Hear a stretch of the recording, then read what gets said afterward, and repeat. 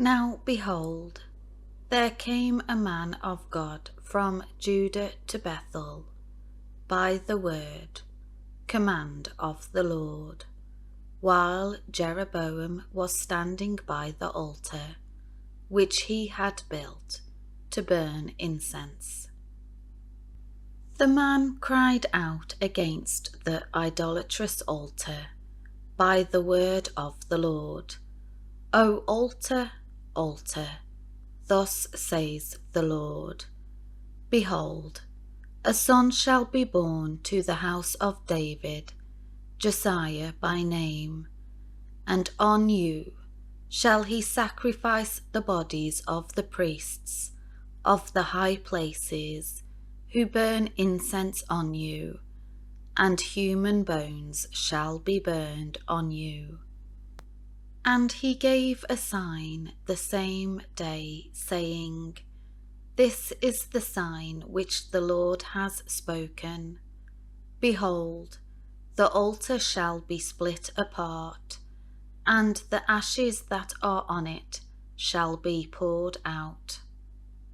When the king heard the words which the man of God cried out against the altar in Bethel, Jeroboam put out his hand from the altar, saying, Seize him. And his hand, which he had put out against him, withered, so that he was unable to pull it back to himself. The altar also was split apart, and the ashes were poured out from the altar, in accordance with the sign which the man of God had given by the word of the Lord. The king answered and said to the man of God, Please entreat the favour of the Lord your God, and pray for me, that my hand may be restored to me. So the man of God entreated the Lord, and the king's hand was restored to him, and became as it was before.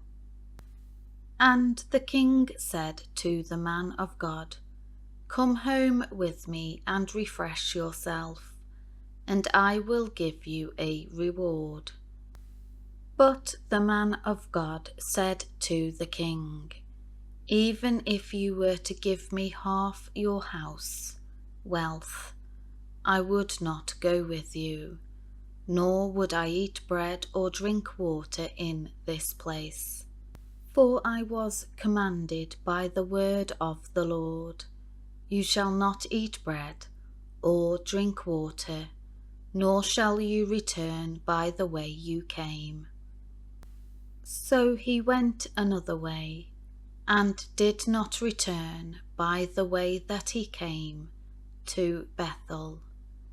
Now there was an old prophet living in Bethel, and his sons came and told him everything that the man of God had done that day in Bethel. They also told their father the words which he had spoken to the king. Their father asked them, Which way did he go?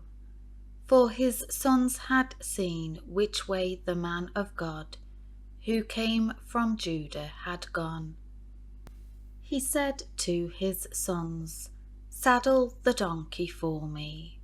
So they saddled the donkey for him, and he rode away on it.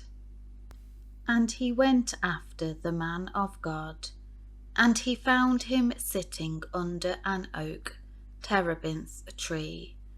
And he said to him, Are you the man of God who came from Judah? And he said, I am. Then he said to him, Come home with me and eat bread. He said, I cannot return with you, nor go in with you, nor will I eat bread or drink water with you in this place. For I was told by the word of the Lord, You shall not eat bread, nor drink water there, nor shall you return by going the way that you came."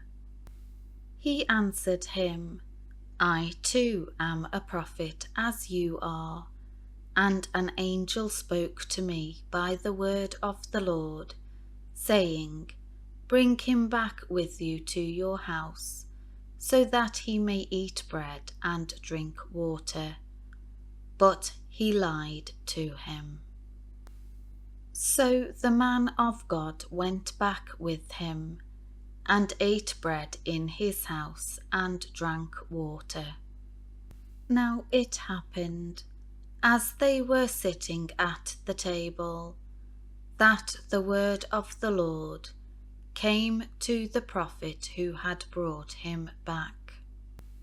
And he cried out to the man of God who had come from Judah, "Thus says the Lord, because you have disobeyed the word of the Lord, and have not kept the commandment which the Lord your God commanded you, but have come back, and have eaten bread, and drunk water in the place of which the Lord said to you, You shall not eat bread, nor drink water. Your body shall not come to the tomb of your fathers, ancestors." After the prophet of the house had eaten bread, and after he had drunk, he saddled the donkey for the prophet whom he had brought back. Now when he had gone, a lion met him by the road and killed him, and his body was thrown in the road, with the donkey standing beside it. The lion was also standing beside the body. And there were men passing by, and they saw the body thrown in the road, and the lion standing beside the body. So they came and told about it in the city of Bethel, where the old prophet lived. When the prophet who had brought him back from the road heard about it, he said, "It is the man of God who was disobedient to the word of the Lord. Therefore the Lord has given him to the lion, which has torn him and killed him, in accordance with the word of the Lord, which he spoke to him." And he said to his sons, "Saddle the donkey for me." And they saddled it. And he went and found the body thrown on the road, and the donkey, and the lion standing beside the body. The lion miraculously had not eaten the body or attacked the donkey. Then the prophet picked up the body of the man of God and laid it on the donkey and brought it back.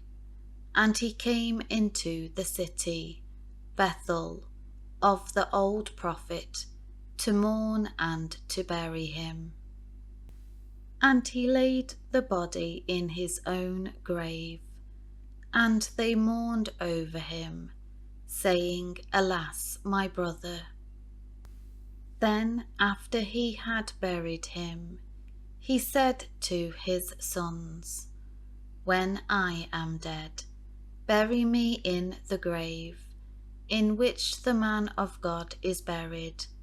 Lay my bones beside his bones." For the words which he cried out by the word of the Lord against the altar in Bethel, and against all the houses of the high places, which are in the cities of Samaria, shall certainly come to pass. After this event, Jeroboam still did not turn from his evil way, but again made priests for the high places from among all the people. He ordained anyone who was willing, so that there would be priests for the high places. And this thing, idol worship, became the sin of the house of Jeroboam, to blot it out and eliminate it from the face of the earth.